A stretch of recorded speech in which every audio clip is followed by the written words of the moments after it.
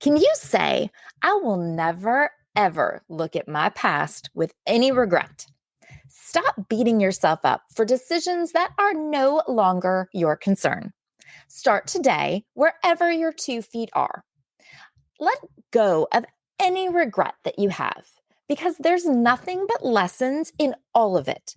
Just be proud of the person who has come out of it and own the decisions that you made. We all second guess. It's so easy to be a Monday morning quarterback looking back with that 2020 hindsight, knowing exactly what we should or should not have done. But every decision that you have made brought you to where you are today. And at this point, none of those decisions should even concern you. Just let them go and start where you are, using any lessons that you have learned to move forward. It is human to question, to wonder, would it have been better if? Would we have been happier if? Would things have turned out differently if? Should we have? Was it a mistake to? Did I do the right thing? All of that is nothing but wasted energy, and none of us have any extra of that to just throw away. You did the best that you could with the information that you had and the resources that were available, being the person who you were then. So just own those decisions. They are exactly what you needed to bring you here, where you are in the present. So start from here today, right wherever your 2 feet are. What can you learn from those past decisions that can inform your future? Where do you go from here? There are lessons in all of it. Be proud of the person who has come out of it and own the decisions that you made.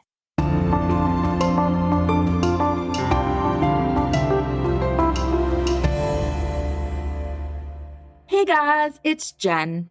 So now we are going to finish up our dive into the archives and revisit part 2 of our mom episodes, continuing with the girl power conversation and our 100th episode celebration week. If you haven't already listened to part 1, you won't be lost, but definitely go back in after and listen to part 1 when you're finished. I loved doing these episodes at the time, and it was so much fun to revisit them. So in part 1, we talked about being the default parent, as well as how working moms or moms who are looking to get back into the workforce can find what's typically called work-life balance, but that I'd like to call a work-family integration, because realistically, a balance implies even amounts on both sides of the scale or our lives. When in actuality, if we truly want to find that contentment that we're associating with a quote balance, we need to find a better integration of these two main parts of our life. And here we will continue that conversation by now looking at the other side of the great mommy war. And if you haven't listened to part 1 yet, please know that I am using that term in total sarcasm because I loathe that women have been pitted against each other, that we've been forced to join a camp of either being working moms or stay-at-home moms, when in actuality, we're all bound together by being moms, and that is what we should focus on. Because after that great mommy war debate from back when we were new moms, if we fast forward these 14 or 16 or 18 years, no one really talks about how that actually went or where either choice left you. Besides, as we said, we are the default parent either way. In part 1, we talked about 7 tips for work-life integration, and now we will have the conversation about our relaunch and 6 tips for re-entering the workforce and how to build your personal brand. As I promised in part 1, there is something for everyone in both episodes. Working moms, stay-at-home moms, work-from-home moms, all of us. We have no mommy wars here because the grass isn't greener on the other side of the fence. Nope, girl, it is a lovely green, raging full of weeds on both sides of the fence. Hey guys, it's Jen. So today we are going to finish up our monster size mom episode, continuing with our girl power conversation and the 50th episode celebration week. Part one was episode 49, and this is episode 51. And this week's Jen is Zen that dropped on Wednesday was my 50th episode, which I think is super exciting and it's something to celebrate. So, my allergies are a disaster right now. I'm a total hot mess, so I sound congested. So, you're going to have to bear with me because I am excited to tackle this second part. If you haven't already listened to part one, you shouldn't be lost. By any means, you're totally fine, but definitely go back in after and listen to part one when you're finished. This has probably been one of my favorite episodes to do. Totally. It definitely has been the biggest. And I think it's because it's not really one topic. It's kind of like quite a few topics, but they all go together really nicely and very organically. And there's so much that I really wanted to get to. So earlier in the week, we talked about being the default parent, as well as how working moms or moms who are looking to get back into the workforce can find what is typically referred to as work-life balance, but that I like to call work-family integration. Because realistically, a balance implies like even amounts on both sides of the scale, or I guess instead of scale, it would be our lives. When in actuality, if we truly want to find that kind of contentment that we're associating with a quote unquote balance, we need to find better integration of these two main parts of our life. Well, today we will continue that conversation by now looking at the other side of this great mommy war. Ugh, if you haven't yet listened to the first part, please know that I'm using that mommy war term in total sarcasm because I loathe that women have been pitted against each other. We're like forced to join a camp of either being working moms or stay-at-home moms, when in actuality, we're all better together by being moms. And that is what we should focus on. Because after that whole great mommy war debate from back when we were new moms, if we fast forward these 14 or 16 or 18 years, no one really talks about how that actually went for us and where either choice has left us. Besides, as we said, we are the default parent either way. So it all ends up the same. So last time we talked about 7 tips for work-life integration. And today we will continue with a conversation about our career relaunch with these 6 tips for re-entering the workforce and how to build your personal brand. Okay, so as I promised last time, there is something for everyone in both episodes. Working moms, stay-at-home moms, work from home moms, all of us. There are no mommy wars here because we all know that the grass isn't greener on the other side of that fence. Nope, girl, it is a lovely green, raging full of weeds on both sides of that fence. So in part one, I ended the show by teasing you that I would explain a story about someone who was just off being a mommy, as a direct quote, of course. So, okay, I served on the university's reappointment, tenure, and promotion committee for quite a number of years. And anyway, at one point in time, it was probably like a few years after I was tenured. And this was back when I still figured that I would eventually go up for full professor, which is the highest promotion that you can get. But unlike going up for tenure, it's totally optional. And so I thought I'd take a few years and then I would eventually go up for it. At that point, I was kind of at a fairly less than productive point in my career. I mean, many people go through it immediately after tenure simply because you go to graduate school and then your dissertation, and then there's like all of the intensity and stress and work and everything of trying to get to tenure. And so then you get to tenure and you're like, finally get to breathe for a second. And, also I had 3 small kids and I'd already run myself ragged, trying to do the baby and toddler and preschool years while I was simultaneously doing my tenure years. So it was time for me personally. I needed to focus on them, and see, that's what I actually mean by when I say that at different points in your life, in order to have that work-life integration, it's not that you're trying to balance the same amount on either side. I had been focusing more on my career. And so then it kind of like, okay, well, my family needed more of my focus at that particular time. So we had a candidate going through who was going up for full professor, and she had great materials. She had totally the necessary production to be promoted. Well, one member of the committee mentioned that there had been a gap in her work. Okay. It was just in her publications, mind you. She was still teaching full time, still doing everything else. She still had everything, but there was a gap.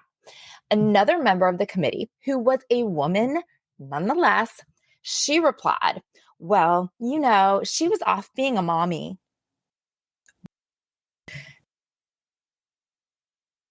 Oh, the fuck what if she was off being a mommy? She was still doing her job. She still had everything she needed for this promotion. Yet you had to explain a not unproductive, but a less than productive period of time as being because she was off being a mommy? Are you fucking kidding me? Now, if I was today's Jen, that is exactly how I would have responded. But alas, I was not. So I kept my mouth shut. I voted for her to be promoted. And I made the decision that I was never going to apply for full.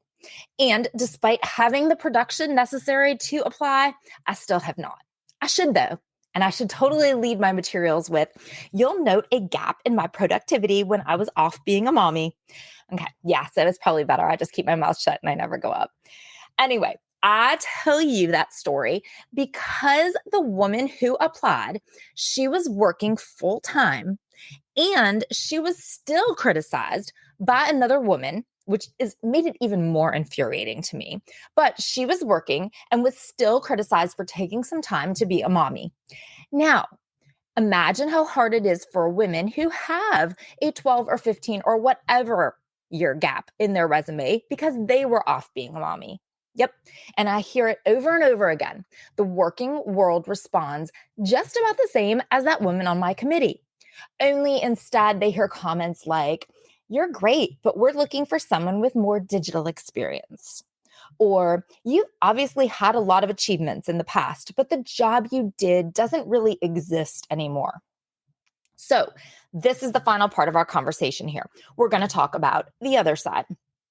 We already have talked about the struggles of the working mom of teens, primarily in trying to find the basic resources of time and energy and attention to focus on both their career and their home lives.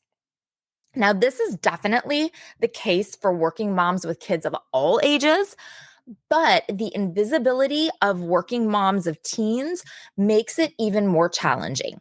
Plus, it's often coupled with that the women are more advanced in their careers, and so they have higher demands. Working moms of teens continue to struggle with feeling connected and engaged with their teens. And many then of their teens and tweens find themselves very supervised in both their activities and their use of technology, which we know can definitely lead to problematic behavior.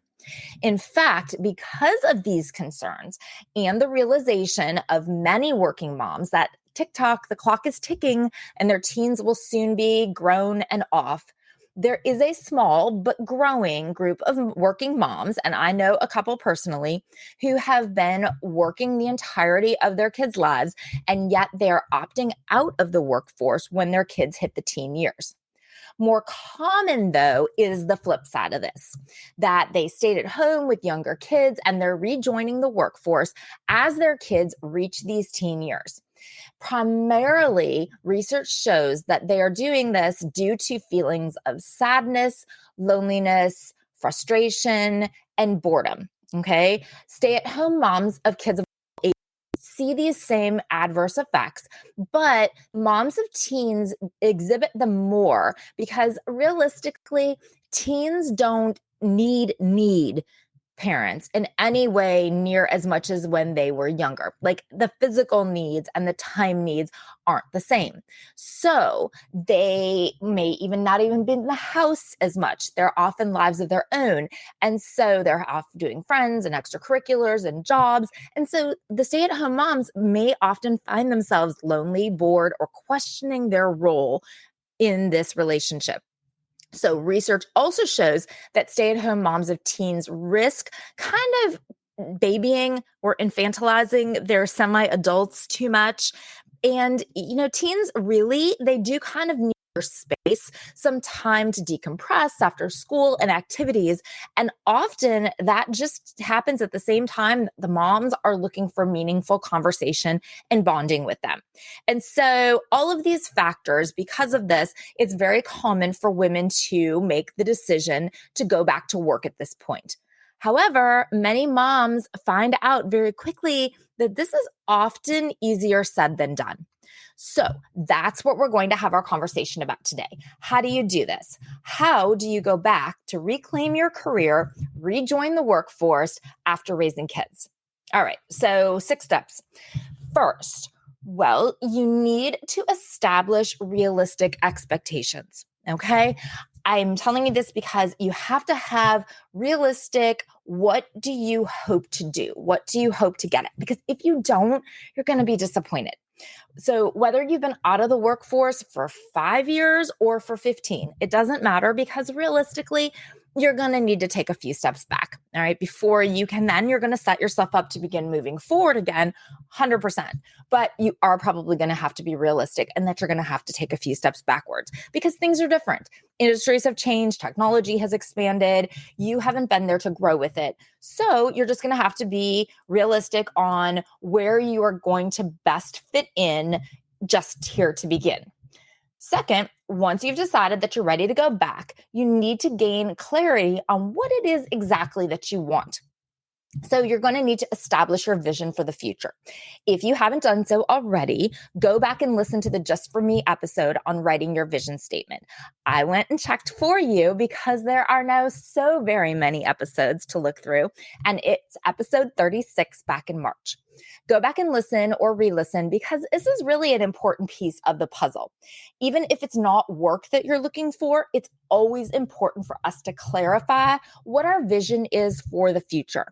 So you'll need to reflect on everything from, okay, so what type of work environment you're looking for, office, work from home, travel, the number of hours, and the work-home integration opportunities that we were just talking about.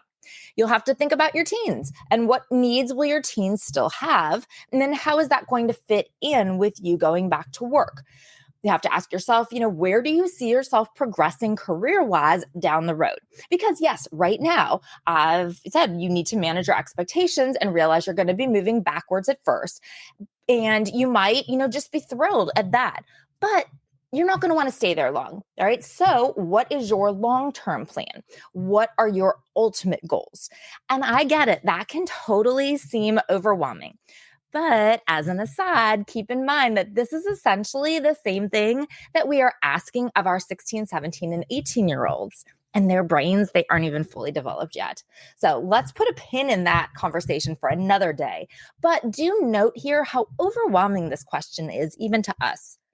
But you're going to have to think next step and step after that.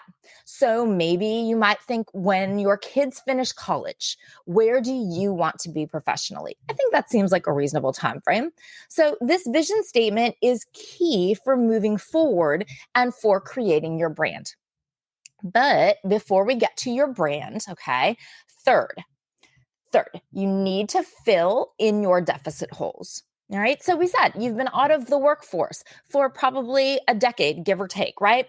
You can look around you, look at how everything has changed, how the world has changed. You can even look at your phone alone, right? So think about it. Like, what does your phone look like the last time that you worked, right? That alone physically shows the technological advancements and the growth in the world since you were last working. Again, not trying to overwhelm you, but just it's a way to make you realize that things have changed. Because once you realize the changes that have occurred, yes, you might want to curl up and cry, but that's not what I mean for you to do. But once you realize it, you can find where the gaps are and you can start filling them in. Okay. So maybe you're going to need to take a class or two, or go up for a certification, or attend a conference, or read some books, or do some research. You need to make yourself visibly current on the industry. Okay. And you are going to need to highlight that currency in your resume. All right.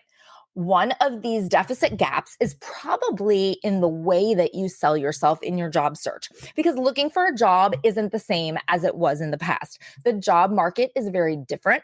Hiring is very different. So that brings us to fourth, you are going to need to establish your personal brand. Now, I know it probably sounds weird to think of it that way because you're like, I'm not trying to be an influencer for heaven's sake. But branding isn't just for celebrities and influencers and businesses. In 2023, if you want to be successful, even if it's just successfully finding yourself a new job or new clients, if you want to be successful, you need to create a personal brand. If you can control your narrative and manage your own message, you're going to be better positioned to achieve your career goals. And you know that those young millennials and those Gen Z candidates that you are going up against, they absolutely have control over their personal brands. And I know this because we literally teach them it. So now let me teach you. Well, at least I'll teach you the quick Cliff's Notes version. Oh, Cliff Notes. Do those even still exist? Do you remember when you go into like Barnes and Noble and there would be that rack with all of the yellow books of Cliff Notes with the black trim? I wonder if they even still exist. But clearly, although I identify as a mid or younger millennial, clearly I have dated myself as the Gen X that I actually am. Right. But I'm a young Gen X, like a super young Gen X. So, all right. So the abridged version here. How do we create our personal brand? Well, that vision statement that I told you to create, that's where you're going to start. When you have a well-written vision for your brand, it helps you to consciously move from where you are to where you'd like to be. So, from your vision statement, can you fill in the simple brand statement template? I help X do Y. So for me, I help women raising teenagers understand their family relationships while they're finding out who they are. There's a quote that I read at some point, and I don't remember where, but it's something like, people don't buy what you do, they buy why you do it. So for me, listeners, or I guess you, who wouldn't buy into me hosting a family communication podcast, that's not it. They would buy instead into my why. And my why personally is because I want to help women have better relationships with their teens and themselves. So I help X do Y. From here, you should pretty easily be able to figure out what it is that you want to be known for. Okay, remember we have said it's okay to be confident. So be really confident, set your goals high, be lofty in this statement. If you were to become known as the go-to expert in your industry, what would your expertise be? Okay, so if your industry is retail sales, are you the go-to expert on finding women the proper fit in a bra? All right. So can you tell that my retail experience was years at Victoria's Secret? All through college, I worked at Victoria's Secret. Oh, you know what? I know that I have reframing friends who live in Columbus or from Columbus. Okay. So I worked at the Victoria's Secret on Lane Avenue forever. And there were so few shoppers there in the 90s. Like we get like 2 a shift and they would buy a ton of stuff.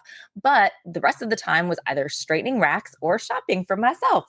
So gosh, that was a million years ago. But okay, anyway, say that I had been a district manager. I mean, I wasn't, but for this example, let's pretend that I was. If I wanted to get back into that, I would probably need to set realistic expectations and maybe start out as a stores assistant manager. And then I would move back up the ranks.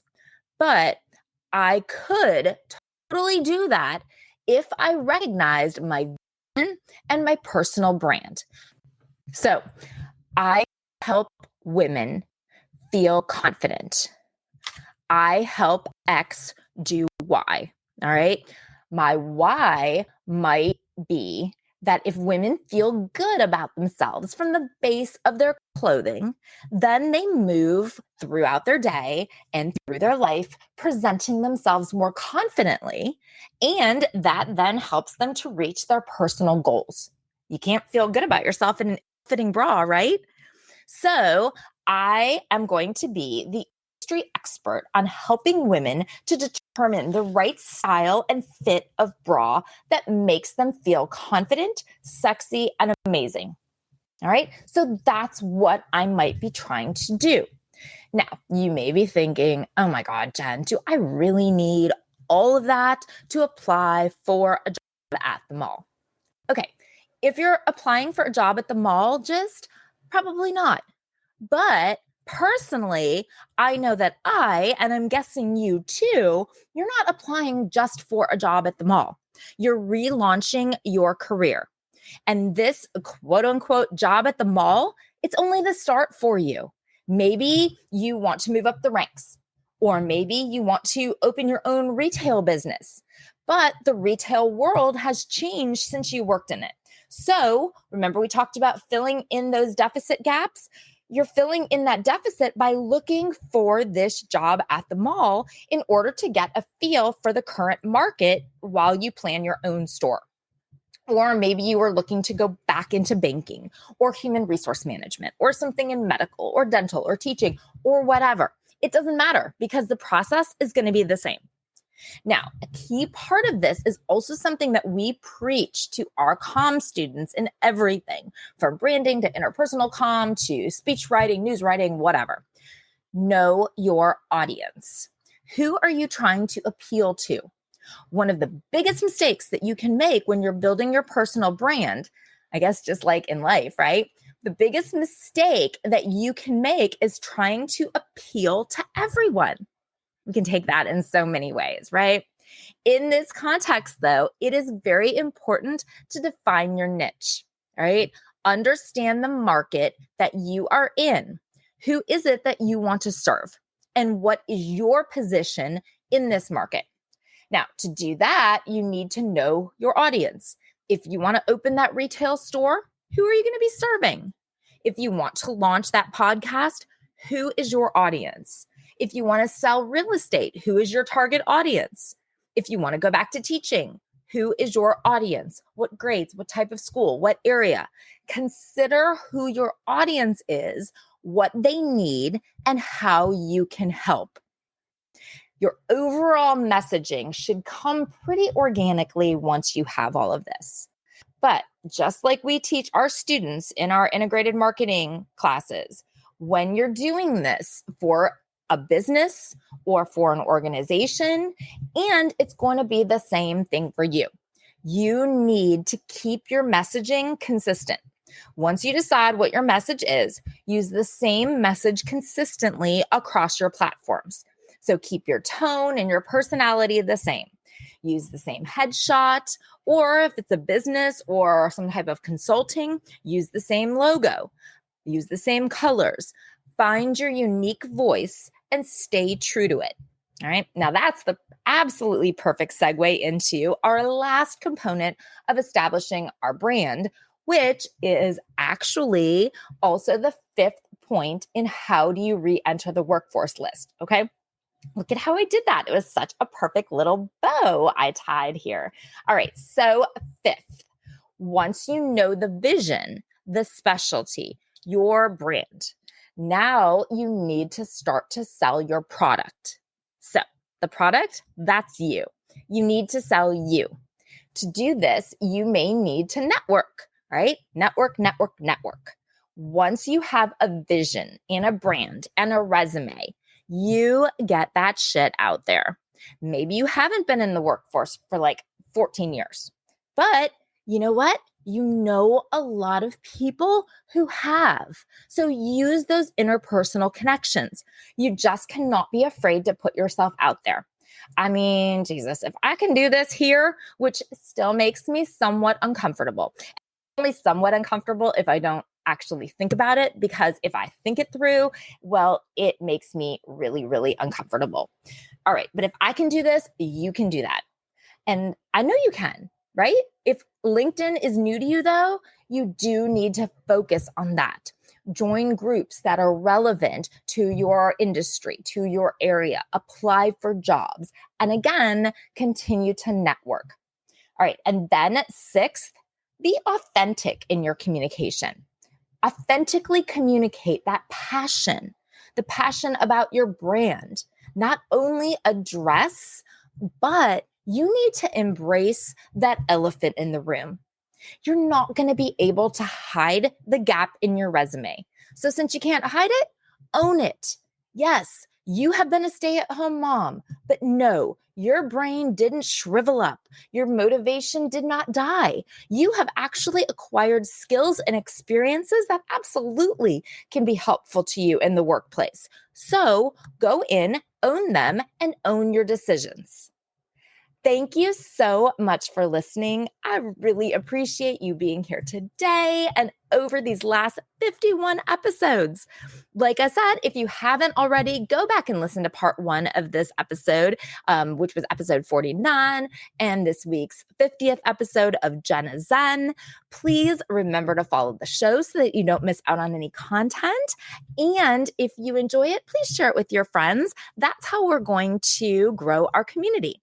If you might consider, I would love if you went in and rated it 5 stars, obvi, and write a review because that will help others find us too.